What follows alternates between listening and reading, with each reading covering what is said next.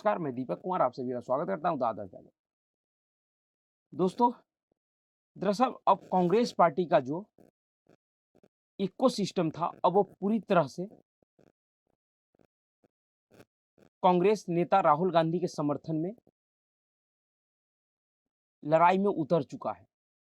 और अगर आपको यह लग रहा हो कि जो कांग्रेस का इकोसिस्टम है, इसमें सिर्फ भारत का कुछ पत्रकार या बुद्धिजीवी गैंग के लोग या सो कॉल्ड सेकुलर गैंग के लोग या अभिव्यक्ति और लोकतंत्र बचाओ गैंग के लोग हैं, तो ऐसा नहीं है। इसके इस इकोसिस्टम में पूरा का पूरा देश शामिल है। जी हाँ, दरअसल जब भारत में कोई मजबूत नेता उभरने जब किसी मजबूत नेता का उभार होता है या जब भारत का जो राजनीतिक सत्ता है वो किसी मजबूत नेता के हाथ में जाता है, भारत में एक मजबूत सरकार बनती है, तब भारत के खिलाफ पश्चिमी देशों से प्रत्यक्ष और अप्रत्यक्ष रूप से साजिश रचा जाता रहा है। और यह सिर्फ आज नहीं है कि सिर्फ नरेंद्र मोदी के खिलाफ पश्चिमी देश ऐसा साजिश रच रहे हैं। आज से पहले भी इस देश के चाहे जितने जो भी प्रधानमंत्री जिनका वैश्विक स्तर पे एक अपना अलग पहचान था, जो कि भारत में एक मजबूत उनकी छवि थी, उनके ऊपर जनता का भरोसा था, उन सभी प्रधानमंत्रियों के खिलाफ और उनके शासन व्यवस्था के खिलाफ इन पश्चिमी देशों ने षड्यंत्र किया है। चाहे लाल बहादुर शास्त्री जी हो या इंदिरा गांधी जी हो या अटल बिहारी वाजपेयी जी हो। दरअसल इन पश्चिमी देशों को भारत से हर उन मौकों पे परेशानी होता है जब इनको लगता है कि भारत में एक मजबूत सरकार है और एक मजबूत नेता है जो भारत फर्स्ट की नीति पे चलता है या चलने की कोशिश कर रहा है।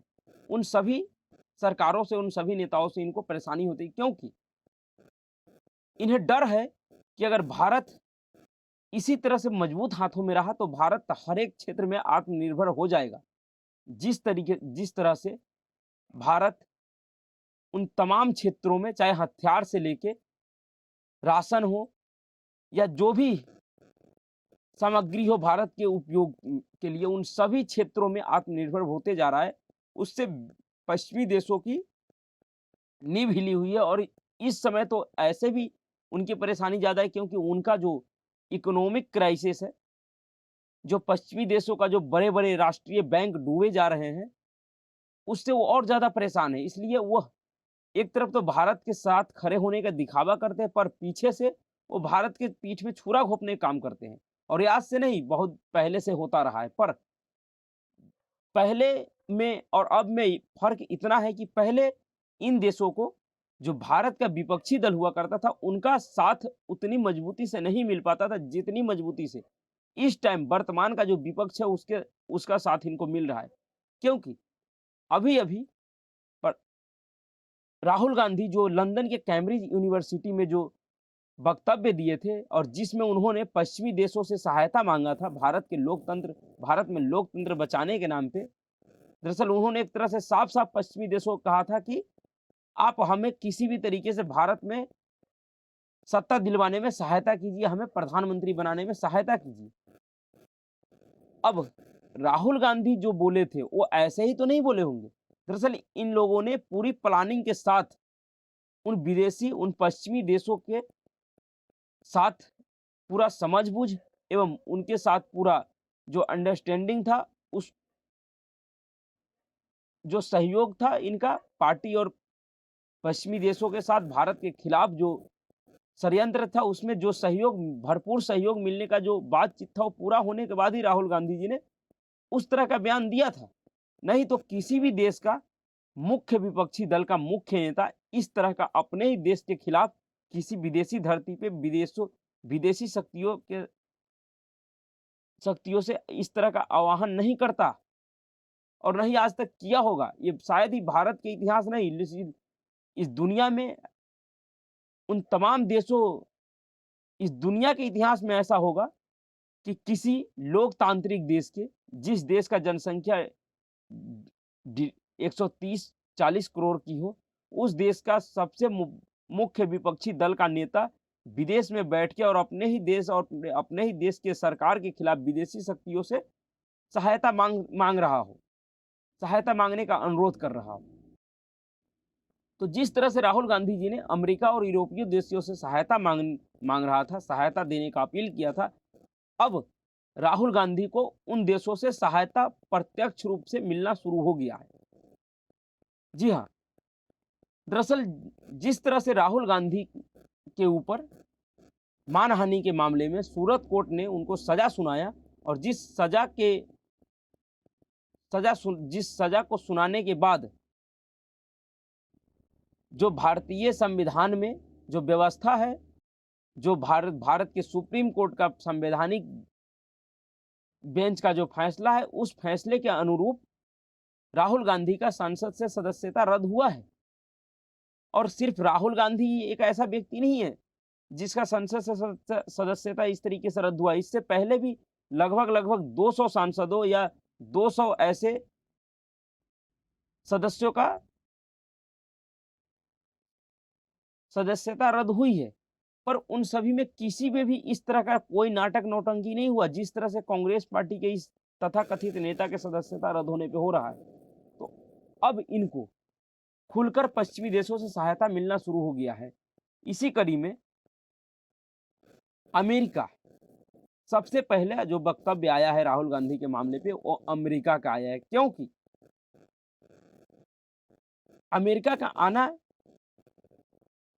कोई आश्चर्य नहीं है, क्योंकि अमेरिका एक ऐसा देश इस टाइम बन चुका है, जिस तरह से भारत में कांग्रेस पार्टी की हालात हो गया है, उसी तरह से दुनिया में अमेरिका का हालात है।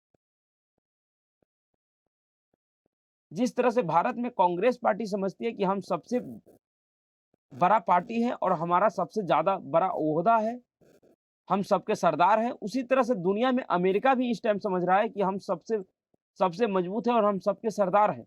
जबकि ये अलग बात है कि उनके ही देश के कई बड़े-बड़े बैंक डूब गए और बैंक डूबने के कगार पे हैं। अपनी उनकी आर्थिक और राजनीतिक स्थिति संभाली नहीं जा रहा है और वो भारत के मामले में टांग अड़ा रहा है। दरअसल अमेरिकी विदेश विभाग के प्रधान उप प्रवक्ता वेदांत पटेल ने सोमवार को कहा कि अमेरिका भारतीय अदालतों में कांग्रेस नेता राहुल गांधी के मामले को देख रहा है। पीटीआई के मुताबिक उन्होंने कहा कि अमेरिका अभिव्यक्ति की स्वतंत्रता, मानव अधिकारों की सुरक्षा और लोकतांत्रिक सिद्धांतों के प्रति साझा प्रतिबद्धता पर भारत के साथ है। दरअसल वही हाल है जिस तरह से भारत में कांग्रेस पार्टी कहता है कि हम लोकतंत्र, अभिव्यक्ति की आजादी और मानवाधिकार के सबसे बड़े ठेकेदार हैं और ठेकेदारी हम कब करेंगे, जब हमारे ऊपर आएगी, दूसरे के ऊपर आएगी तब नहीं करेंगे। उसी तरह से अमेरिका भी दुनिया में यही काम करता है। ये भी मानवाधिकार, लोकतंत्र, अभिव्यक्ति की आजादी, ये तमाम चीज जब ही देखता है जब इनके ऊपर कोई बात होती है। बाकी दुनिया में किसी के ऊपर कुछ भी हो जाए इनको कोई फर्क नहीं पड़ता। और इनका सबसे जीता जागता उदाहरण रसिया और यूक्रेन का युद्ध है।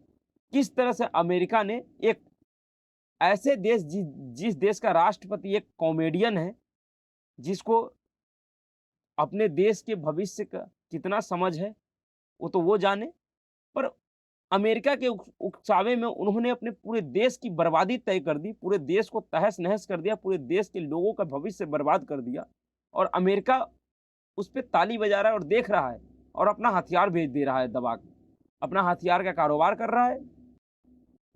तो अमेरिका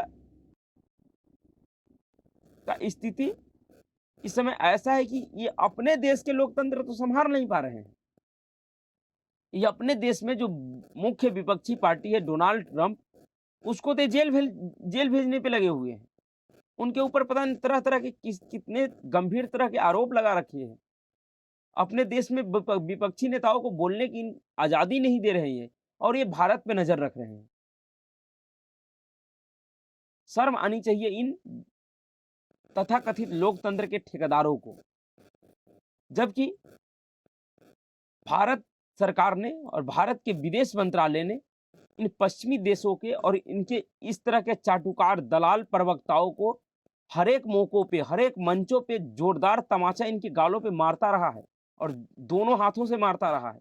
मुंहतोड़ जवाब हमेशा देता रहा है, फिर भी ये अपना ये ठेकेदारी छोड़ने का नाम नहीं ले रहे हैं। क्योंकि इनके दिमाग में शायद भ्रम है कि भारत का जो अभी सरकार है और भारत का जो नेता है प्रधानमंत्री नरेंद्र मोदी, वो शायद 1962 वाले या 2004 वाले प्रधानमंत्री की तरह समझ रहे हैं। इनको शायद इन समझ में नहीं आ रहा है कि ये जिस तरह से अपने बड़बोलेपन में बयान दे रहे हैं और भारत के आंतरिक मामलों में अपना टांग अड़ा रहे हैं, कब इनकी टांग पकड़ के फेंक दिया जाएगा और कब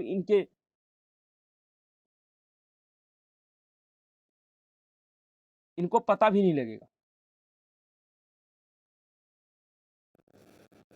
पर दुर्भाग्य है इस देश के विपक्षी नेताओं को कि वो अपने देश के आंतरिक मामले पे भी विदेशी दलालों का हस्तक्षेप स्वीकार करते हैं और उनको लगता है कि हमारे पक्ष में बोल रहा है, जबकि ये उसके पक्ष में नहीं, ये भारत के खिलाफ बोल रहा है।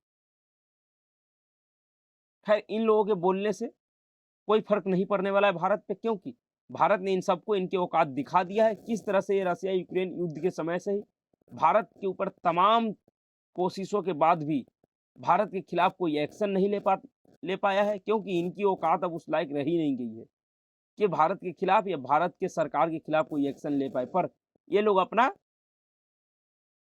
जो फ्रस्ट्रेशन है वो निकाल रहे हैं। लेकिन हाँ, इस देश के लोगों को इन जैसे दलालों से सावधान रहने की ज़रूरत है।